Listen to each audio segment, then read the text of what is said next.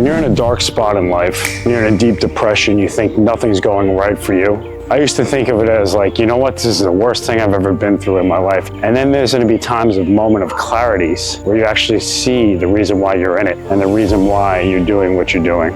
I'm sorry, I should say you're gonna see why you're in that dark depression. And when you get that moment of clarity and you actually realize, you know what, I'm going through this suffering for a reason. So you can look at the suffering as a bad thing, or you can look at it as a shift to change. As like, I'm going through this so I can become a better version of myself. That's where the change happens.